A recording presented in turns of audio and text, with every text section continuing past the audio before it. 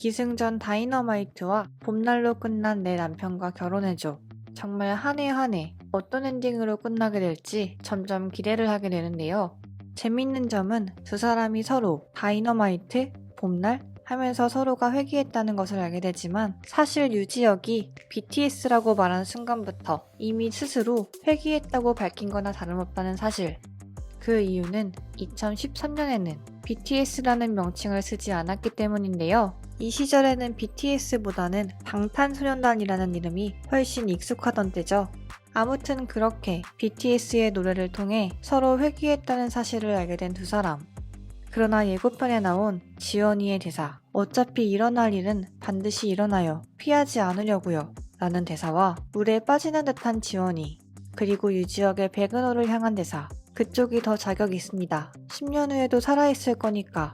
라는 대사를 통해 지원이가 암에 걸리는 운명, 죽게 될 운명이 지원이를 향하고 동시에 유지혁을 향한다는 걸 암시했는데요.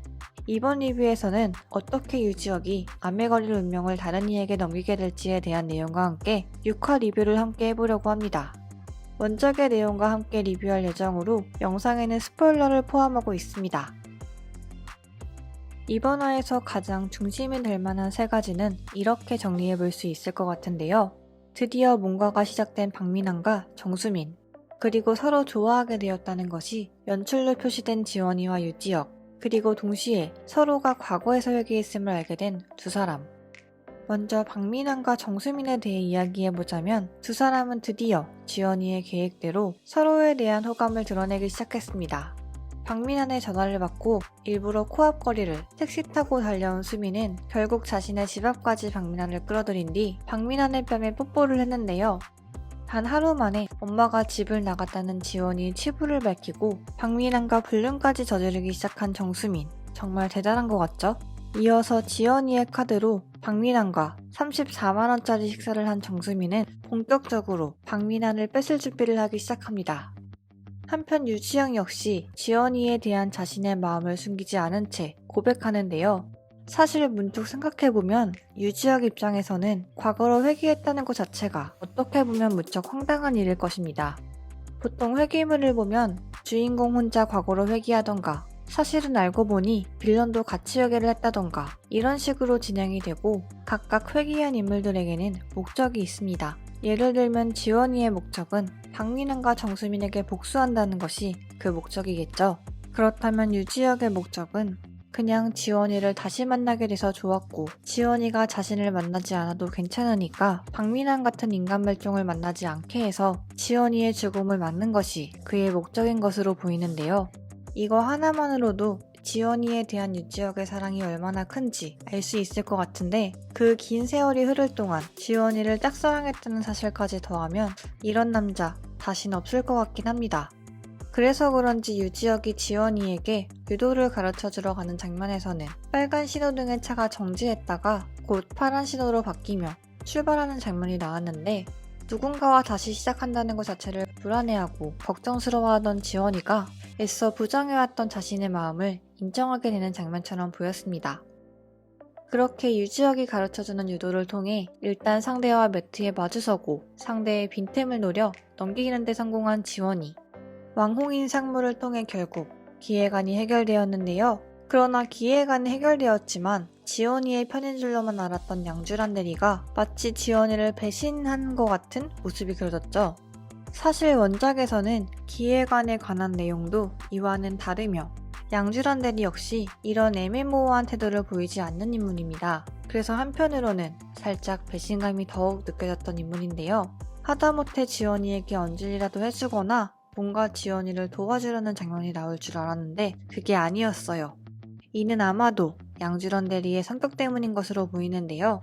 인물 소개에도 나와 있듯 순하고 모든 걸 뒤엎는 상상을 하면서도 실제로는 그러지 못하고 쭈구리라고 표현된 인물이기 때문에 잘못되었다는 걸 알면서도 이도저도 못하게 된 게 아닐까 싶은데 지원이에게 제대로 된 사과를 하고 다시 지원이와 한편이 됐으면 하는 인물입니다.